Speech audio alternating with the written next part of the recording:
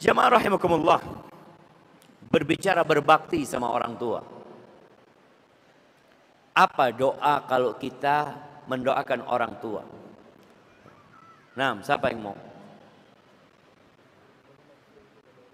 Allahumma gfirli wali walidayya warhamhuma kama rabbayani saghira. Masya Allah. Berapa kali antum baca doa itu?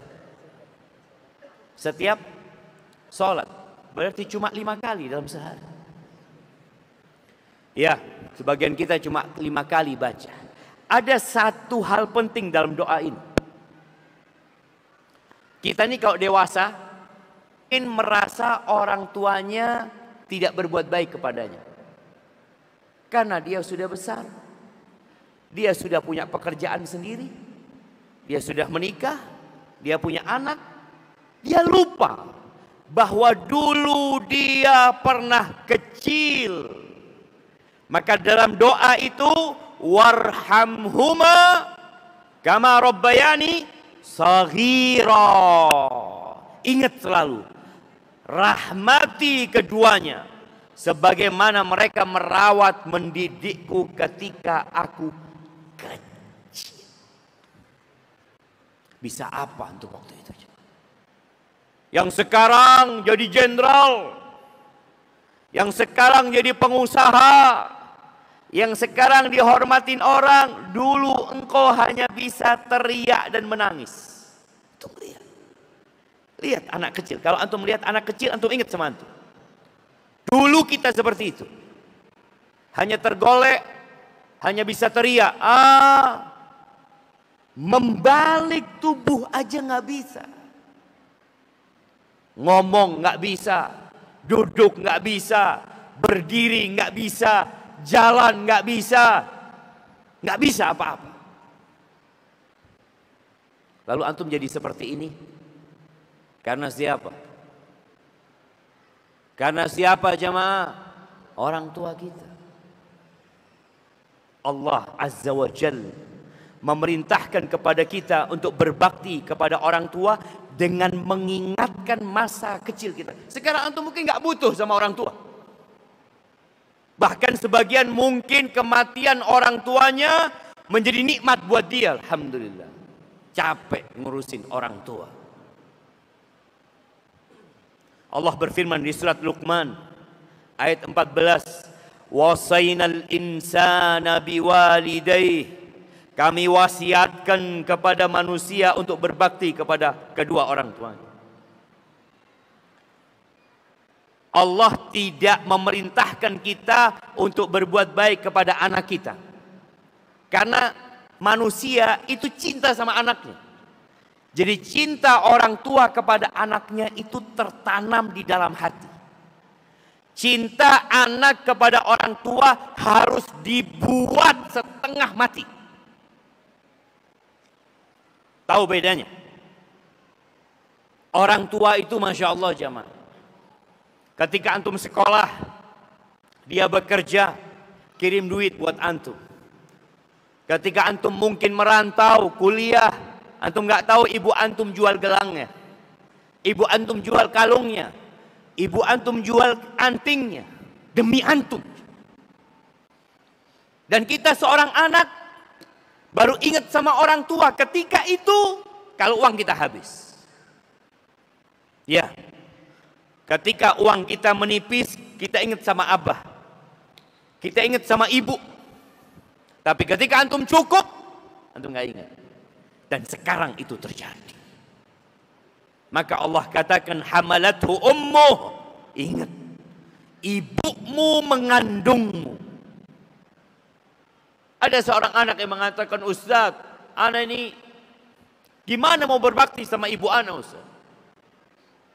Anak nggak pernah dididik sama ibu anak. Anak ditinggal, diberikan kepada nenek anak. Ibu anak pergi bekerja, entah kemana. Dan sekarang anak sudah dewasa, anak sudah sukses, ibu anak datang kepada anak, Ustaz. Gimana perasaan anak? Allah ingatkan hamalathu ummuh. Engkau pernah dikandung sama ibumu yang engkau lupa dengan hal itu. Siapa yang ingat 9 bulan membuat repot ibunya. Bagaimana ibundanya semakin lemah, tidur nggak enak, makan nggak enak, muntah-muntah karena kita jemaah. Dan kita lupa, sama sekali nggak ingat. Hamalatu ummuhu wahnan ala wahn. Perempuan itu lemah. Dan dengan bertambah beratnya kandungannya semakin lemah. Bapak-bapak, para suami mungkin melihat istrinya, kesian sama istrinya. Engkau ketika melihat istrimu mengandung, engkau jangan ingat sama istrimu, ingat sama ibu. Dulu kita yang berada di sana. Ketika istrimu muntah-muntah, engkau ingat ibumu juga dulu muntah-muntah. Maka Allah ingatkan kita dengan proses itu. Melahirkan, kita juga nggak pernah tahu bagaimana proses kelahiran. Sebagian ibu itu harus merobek perutnya sehingga ada cacat di perutnya sepanjang hidupnya demi kita aja. Demi kita keluar dengan selamat. Sebagian kita karena sudah menikah lupa sama orang tuanya. Dan Allah berikan tanda di diri kita, yang tanda itu sampai mati antum bawa, bahwa antum pernah menyatu dengan tubuh antum. Pusar. Antum lihat pusar antum itu. Dari sana antum minum darah ibu antum. Wa fisaluhu fi amain. Disusui 2 tahun. Kemana-mana antum digendong. Allahu Akbar jemaah. Ini sesuatu yang anak juga lupa. Ada memori dalam hidup kita yang kita harus diingatkan. Kamu dulu seperti ini, kamu dulu seperti ini. Terus terang anak, punya anak 1, punya anak 6. Salah satunya ada, Yusuf, nomor 5. Kadangkala dia lari ke sana, naik sini. Capek gitu coba, ngurusin ini anak. Bibi Ana ngomong Syafiq dulu lebih parah daripada dia. Ana ngomong subhanallah. Ternyata Ana dulu ngerepotin orang tua. Nyusahkan abah ibu. Tapi kita lupa dengan masa itu. Kita taunya sekarang kita bisa membantu orang tua. Kita punya rezeki lebih. Kita mungkin bisa bangunkan rumah buat orang tua. Ya, sebagian kita merasa telah berbuat baik kepada orang tuanya. Belum, jemaah. Belum. Ketika datang seorang kepada Umar bin Khattab Al-Khalifah radhiyallahu ta'ala anhu. Dia mengatakan kepada Khalifah Amirul Mukminin Umar, aku nih habastu nafsi ala ummi. Dia merawat ibunya. Dia nggak nikah demi merawat ibunya. Dia yang gendong ibunya, ibunya lumpuh. Dia yang membersihkan ibunya dan dia palingkan wajahnya. Dia yang mewuduin ibunya, dia gendong ibunya. Dia bertanya, aturani qad jazaituha. Apakah menurutmu aku sudah membalas budi baik ibuku? La. Loh, aku kan sudah berbuat seperti ibuku dulu berbuat kepada aku ketika aku kecil. Iya, berbeda. Engkau tahu ibumu ketika merawatmu dalam kondisi engkau nggak bisa apa-apa, ibumu berharap engkau berumur panjang. Sedangkan engkau merawat ibumu yang sakit, engkau berharap ibumu cepat pergi meninggalkan dunia. Sebagian anak itu capek merawat ibunya. Itu pahala jemaah. Itu pintu surga. Terserah engkau. Makanya ketika datang seorang kepada Abu Darda, dia mengatakan, inna ummi amaratni an utalliqa zawjati. Ibuku nyuruh aku untuk menceraikan istriku. Kata Abu Darda, aku enggak menyuruh engkau menceraikan istrimu. Dan aku juga tidak menyuruhmu untuk melanjutkan pernikahanmu. Itu terserah engkau. Tapi aku mendengar Rasul sallallahu alaihi wasallam bersabda, al-walidu awsatu abwabil jannah. Orang tua itu pintu surga yang paling indah. Kenapa Nabi sebutkan ini? Karena sebagian kita berpikir, ana mau masuk dari pintu sholat, ana mau masuk surga dari pintu jihad, ana mau masuk surga dari pintu ilmu. Orang tua itu pintu surga yang paling indah. Fa in syi'ta fa'adhi dzalikal bab aw ihfaz. Kalau engkau mau, kau jaga itu pintu atau engkau abaikan pintu itu. Kalau kita nggak bisa masuk surga dari pintu berbakti sama orang tua, apakah engkau berpikir akan masuk surga dari pintu yang lainnya? Ini pintu yang di depan kita. Ahibati fillah, di surat Al-Isra ayat 23-24 Allah mengatakan, wa qadha rabbuka alla ta'budu illa iyyah. Dan Allah telah menetapkan sebuah ketentuan agar engkau tidak beribadah kecuali kepada Allah, wa bil walidaini ihsana, dan berbuat baik kepada orang tua. Beberapa kali dalam Al-Quran Allah gabungkan tentang perintah mentauhidkan Allah dan berbakti kepada orang tua. Di surat Luqman Allah katakan, anishkurli wali walidaik, hendaklah engkau bersyukur kepada aku dan kepada kedua orang tuamu. Itu perintah Allah. Makanya Allah katakan, Nabi SAW mengatakan, ridallah fi ridal walid wa sukhtullah fi sukhtil walid. Keridhaan Allah bergantung dengan keridhaan orang tua.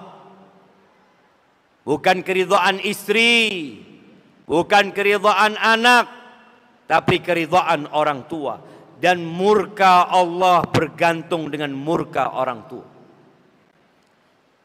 Maka Allah katakan, wa qadha rabbuka alla ta'budu illa iyyah wa bil walidaini ihsana imma yablughanna 'indakal kibar ahaduhuma aw kilahuma fala taqul lahumā uff. Apabila kedua orang tuamu sudah sepuh, indak, berada dalam pemeliharaanmu, nih anak, engkau harus tahu engkau punya kewajiban untuk mendampingi orang tua.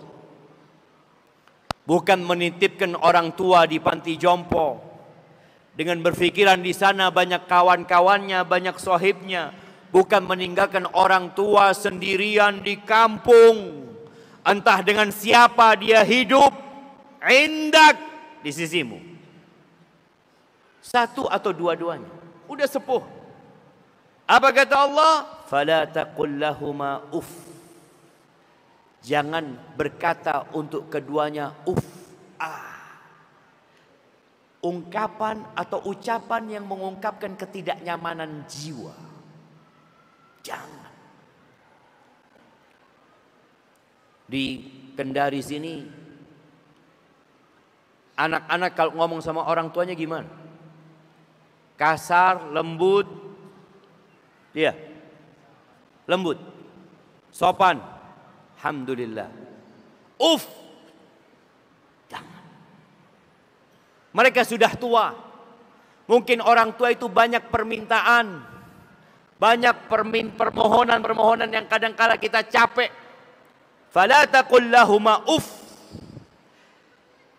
Suatu hari ada seorang ibu minta diantarkan sama anaknya ke rumah kawannya. Biasalah orang sudah tua, dia ngomong sama anaknya, "Nak, Umi minta antarkan ke rumahnya fulana." "Iya, Mi. Ayo, ikut. Tapi jangan lama-lama, Mi, ya." Dikasih waktu 30 menit anak, diantarkan, ditunggu 30 menit, diketok, ibunya nggak keluar-keluar. Mungkin dia lagi asik ngobrol sama temennya, ditinggal sama ini anak. Pulang ini anak.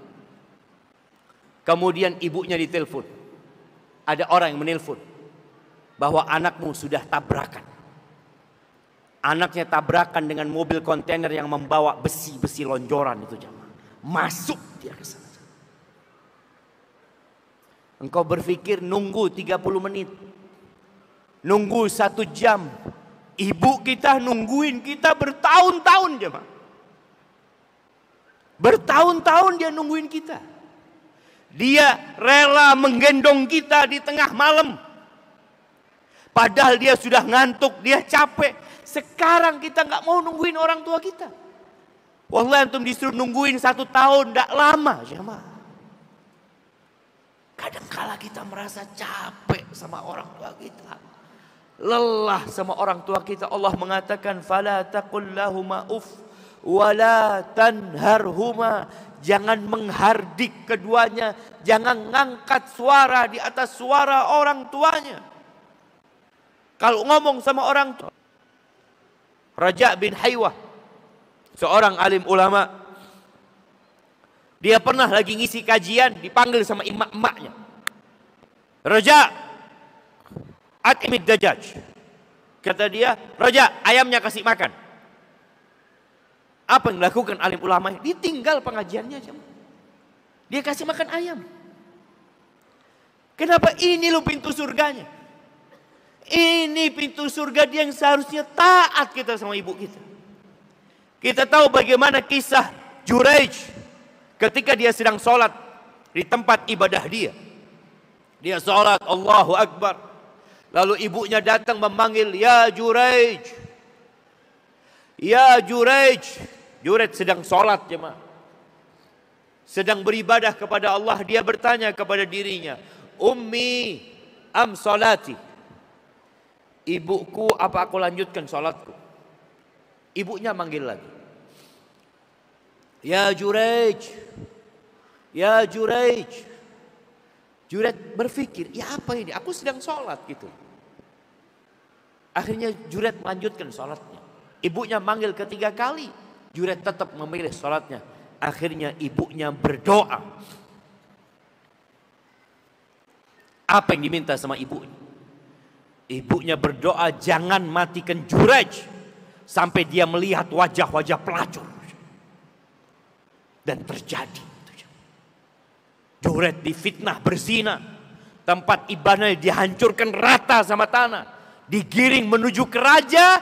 Di tengah jalan Juraij itu melihat wajah-wajah pelacur jemaah. Dia tersenyum dan tertawa. Dia tahu ini doa ibunya. Ahibati fillah. Allah katakan, "Wala tanharhuma." Jangan mengangkat suara di atas suara orang tua. Jangan menghalangi orang tua dari sesuatu yang dia inginkan kalau engkau mampu. Makanya ketika ada seorang bapak diadukan sama anaknya, anak ini datang kepada Rasul sallallahu alaihi wasallam mengatakan, "Ya Rasulullah, inna abi ijtaha mali." Bapakku ambil hartaku ya Rasulullah. Kata Nabi SAW, panggil bapak. Datang bapak. Kata Nabi SAW, anakmu mengadukanmu, engkau mengambil harta dia. Ya Rasulullah, is'al, engkau tanya sama dia. Buat apa kau ambil harta dia? Aku hanya mengasihi bibinya dia yang nggak mampu, membantu keluarganya dia yang tidak mampu. Tanyakan buat apa aku ambil harta dia.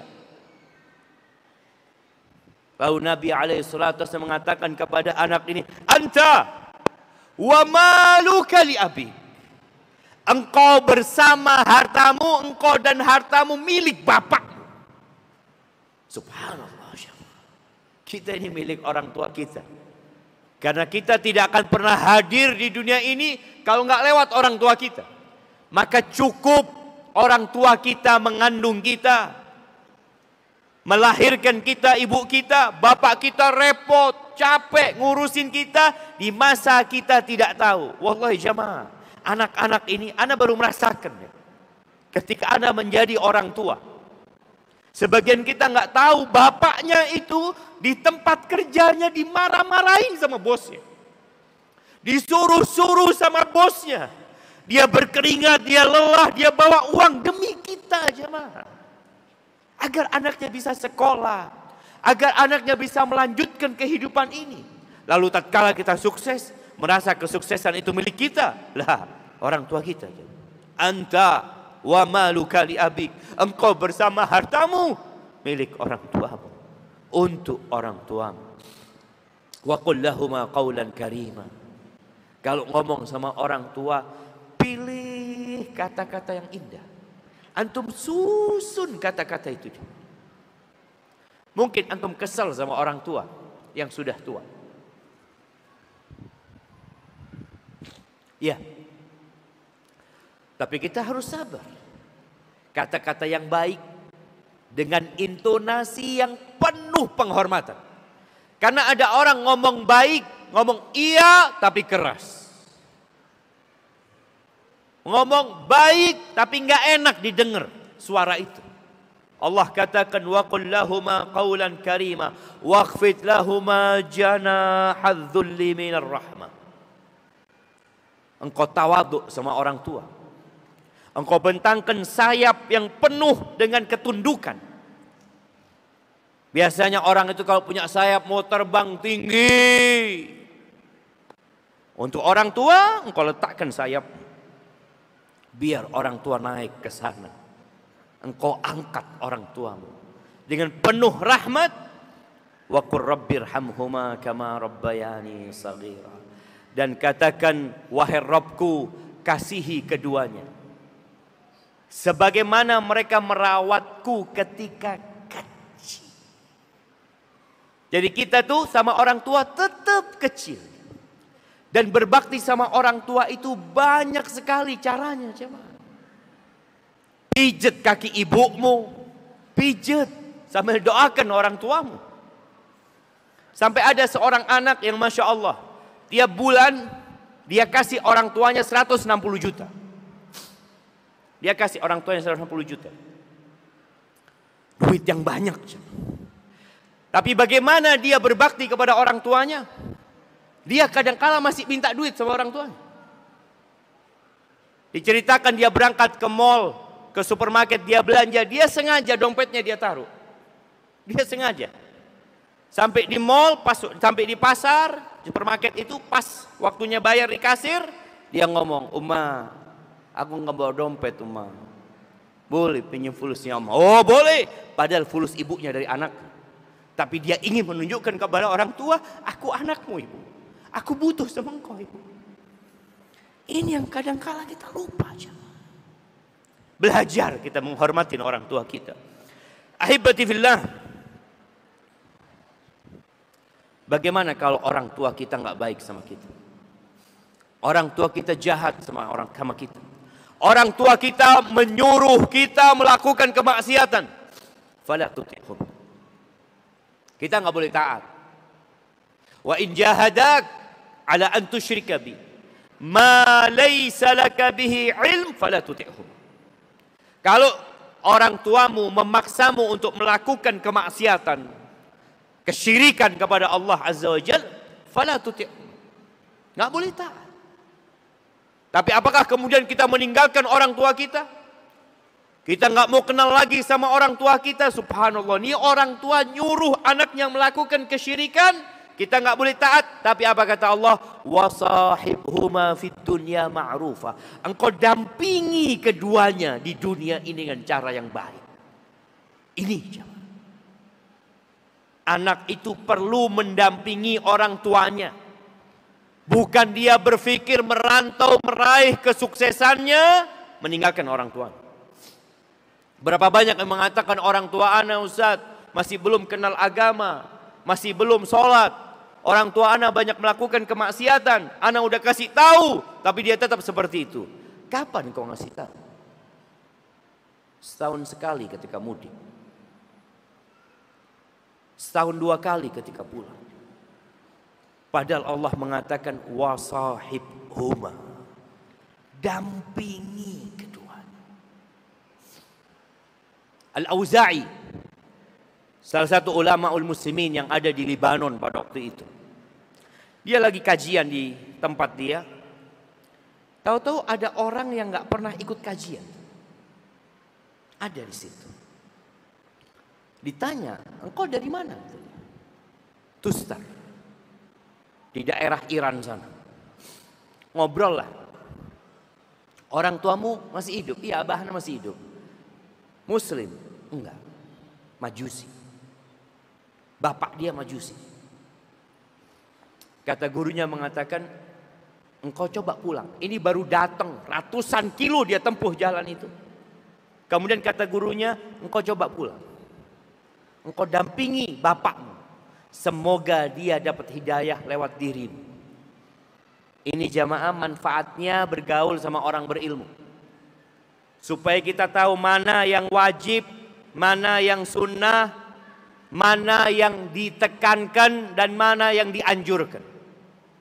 Ketika datang seorang sahabat kepada Nabi SAW dari Yaman, berangkat ke Madinah, dia hendak membaiat Nabi SAW untuk hijrah, untuk jihad fi sabilillah. Ditanya, bapak ibumu masih hidup? Masih ya Rasulullah.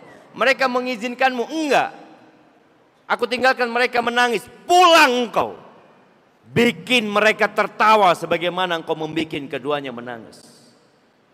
Ada lagi yang ingin berjihad, meninggalkan ibunya. Kata Nabi SAW, irji falzam rijlaha fa innal jannata tham. Pulang engkau. Engkau tetap berada di kaki ibumu. Di situ surga.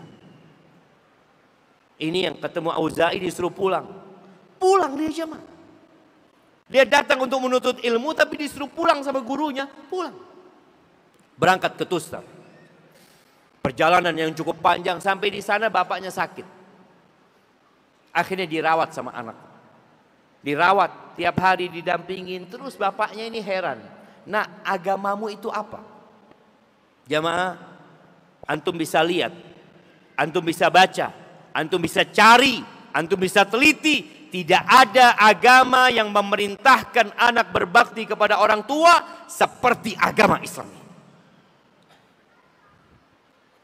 Ya, di barat mereka punya hari ibu. Tanggal berapa hari ibu? Tanggal berapa? Tanggal? Di barat. Tanggal berapa? 21 apa? Setiap tanggal 21. Jemaah, alhamdulillah. 21 April. Betul? Anda nggak tahu juga jemaah. Baik, ala kulli hal, mereka punya hari ibu, mereka punya hari wanita. Islam nggak punya. Karena tiap hari kita mengenang ibu kita. Kalau tadi dikatakan Rabbighfirli wa liwalidayya warhamhuma kama rabbayani shaghira, bukan sekali. Tapi berulang kali kita mengingat ibunda kita, mengingat bapak kita. Jangan cuma ibunya yang diingat. Bapak juga diingat. Kembali itu kepada ceritanya yang dari Tustar ini yang merawat bapaknya, bapaknya heran. Nah, agamamu apa sih, nak? Kok begitu berbaktinya sama bapaknya? Padahal tahu bapaknya anaknya ini beda agama, beda keyakinan. Tapi tetap mau merawat bapaknya. Dia mengatakan Islam, ayah. Apa itu Islam? Diceritakan sama anak tentang agama Islam ini. Akhirnya sang ayah mengatakan asyhadu an la ilaha illallah wa asyhadu anna Muhammad Rasulullah. Dapat berapa hari meninggal dunia. Dalam kondisi Islam.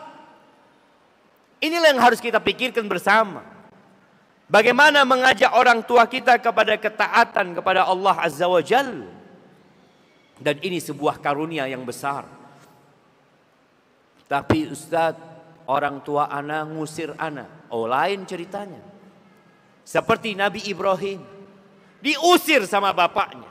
Ya namanya diusir ya harus pergi. Dia pergi Nabi Ibrahim. Bahkan sebelum pergi dibakar sama kaumnya. Dan ayahnya pun ikut dalam hal itu. Maka jamaah rahimakumullah. Berbakti kepada orang tua. Yang pertama kepada ibu kita. Yang kedua kepada ibu kita. Yang ketiga kepada ibu kita. Yang keempat kepada bapak kita. Bapak-bapak jangan iri kalau anaknya lebih perhatian sama emaknya. Jangan iri. Bahkan kita harus dukung anak kita. Ibumu perhatikan. Ibumu perhatikan.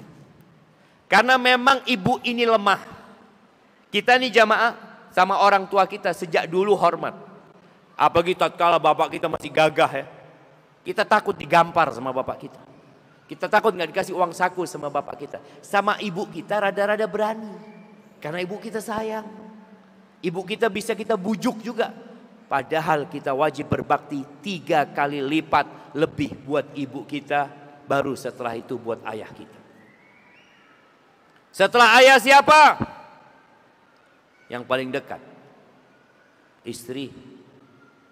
Istri. Kalau punya istri. Yang gak punya istri. Bapak ibunya terus. Suami. Nanti ada perbedaan apabila dia sudah menikah. Anak ini tetap wajib seorang wanita yang sudah menikah. Tetap dia wajib berbakti kepada bapak ibunya. Akan tetapi dengan batasan-batasan. Karena dia menjadi seorang istri. Bapaknya menikahkan dia dengan laki-laki itu. Ahibati fillah. Di surat An-Nisa. Ayat 36. Ini surat yang dikenal dengan 10 hak. Ada 10 hak dalam kita bermuamalah. Ini hablum minan nas. Dan tentunya yang pertama hablum minallah. Allah mengatakan wa'budullah wa la tusyriku bihi syai'an. Beribadahlah kepada Allah dan jangan menyekutukan Allah dengan sesuatu apapun. Ingat ini kunci surga. 9 hak selanjutnya tanpa yang pertama nggak ada guna. Apabila seorang ini soleh, suka membantu orang lain, menghormati orang tua, berbuat baik kepada masyarakat, dia bikin jalan, bikin jembatan, orang baik, tapi dia tidak mentauhidkan Allah. Wa may yusyrik billah faqad harramallahu alaihi jannah. Haram masuk surga. Enggak ada ceritanya orang musyrik masuk surga. Muncul sekarang kelompok jamaah yang beranggapan yang penting jadi orang baik. Yang penting jadi orang baik. Sopan, santun, membantu orang lain. Urusan agama enggak ada urusan. Subhanallah. Allah mengatakan innal ladzina kafaru min ahlil kitabi wal musyrikina fi nari jahannam khalidina fiha ulaika hum syarrul bariyah.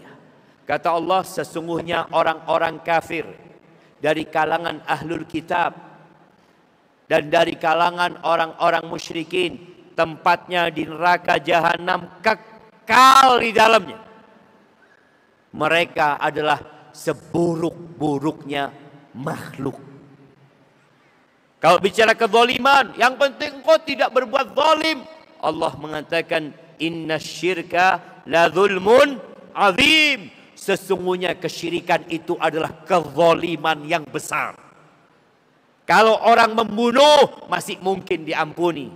Orang berzina masih mungkin diampuni. Orang merampok masih mungkin diampuni sama Allah Azza wa Jal. Tapi orang berbuat syirik, innallaha la yaghfir an yushraka bi. Allah enggak mengampuni dosa syirik.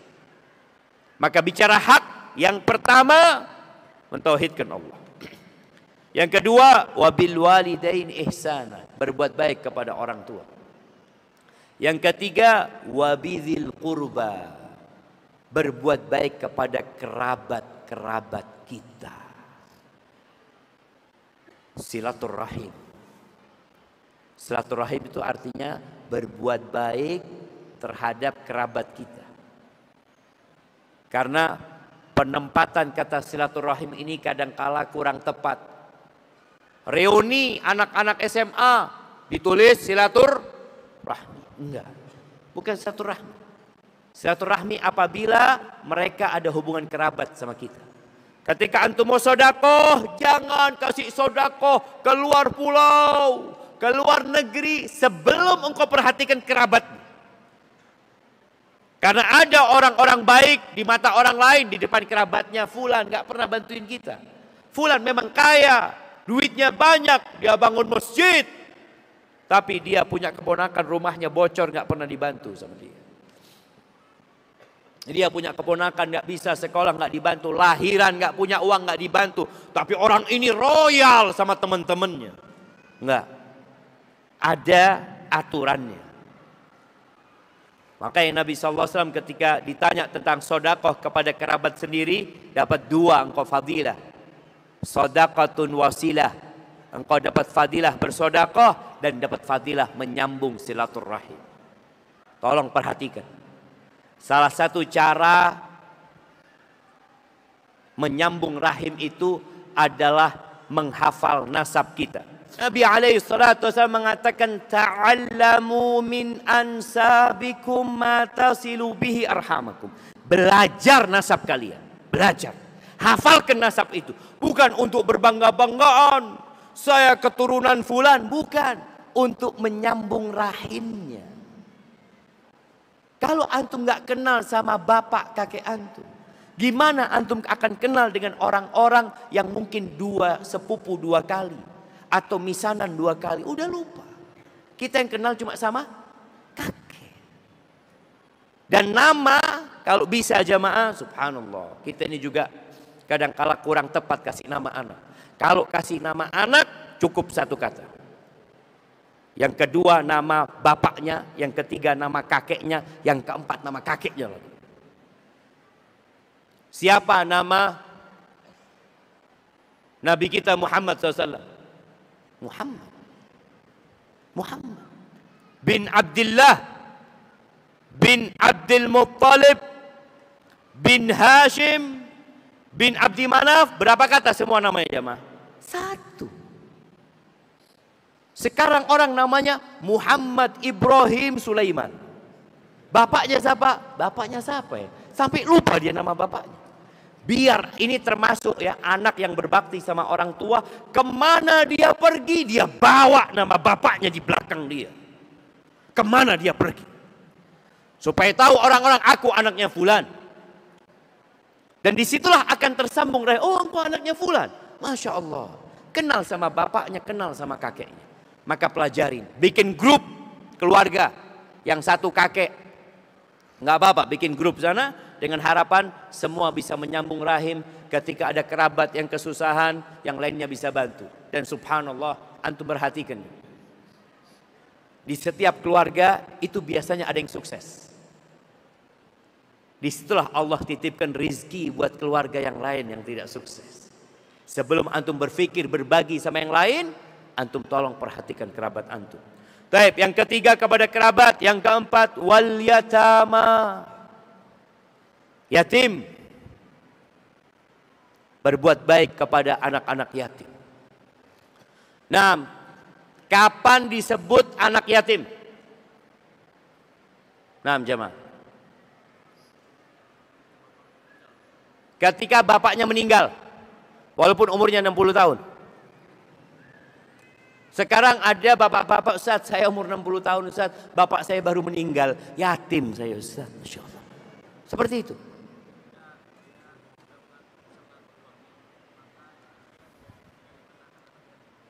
Ketika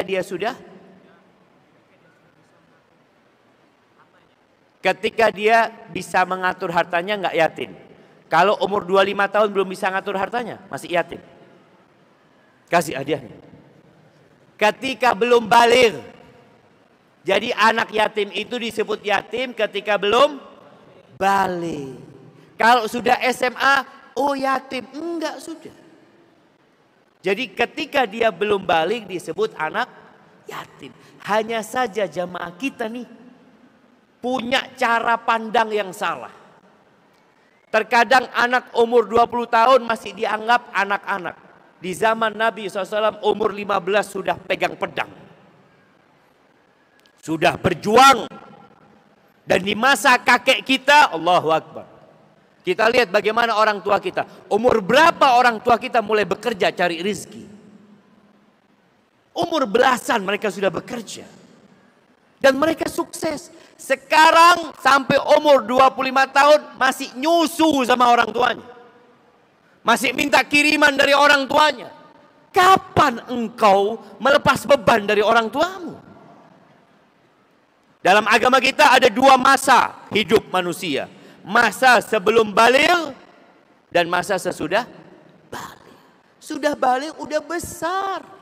Udah besar, Makanya kalau kita lihat sekarang perzinaan itu terjadi, anak-anak SMP berzina. Antum lihat. Tahun 2013, ana masih ingat, pulang dari Medina. Bapak ana menyampaikan pada waktu itu, Syafiq, Indonesia ada kemajuan satu langkah ke depan. Ana ngomong apa, Pak? Engkau tahu di satu daerah itu anak SMP bukan jadi pelacur tapi jadi germo. Anak SMP jual kawan-kawannya. Itu dalam agama kita. Sudah balik bukan di bawah umur. Di bawah umur itu kapan? Sebelum balik. Itu malaikat nggak catat buat dia. Setelah balik semuanya dicatat. Anak yatim pun jadi nggak yatim. Islam memerintahkan kita memberikan hak anak-anak yatim itu. Nabi alaihi salatu wasallam mengatakan, ana wa kafilul yatim kahatain. Aku bersama orang yang merawat anak yatim seperti ini di surga Allah azza wa jalla. Kemudian wal masakin, berbuat baik kepada orang-orang miskin. Carilah orang miskin, berbuat baik kepada mereka. Khususnya miskin yang nggak kelihatan miskin. Nabi alaihi salatu wassalam pernah memberikan wasiat kepada Abu Dzar. Apa wasiatnya? Amarani au ausani bihubbil masakin waddunu minhum.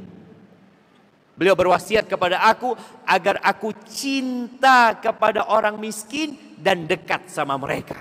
Dekat. Maka perhatikan jemaah. Sekarang ini orang kalau bikin rumah khusus perumahan orang kaya. Kapan dia kelihatan orang miskin? Dan biasanya kalau perumahan orang kaya itu yang paling bagus yang di depan jemaah. Semakin masuk ke dalam semakin kecil rumahnya. Terus sampai yang paling pojok. Jadi orang yang miskin ini nggak pernah ngelihat yang lebih miskin dari dia.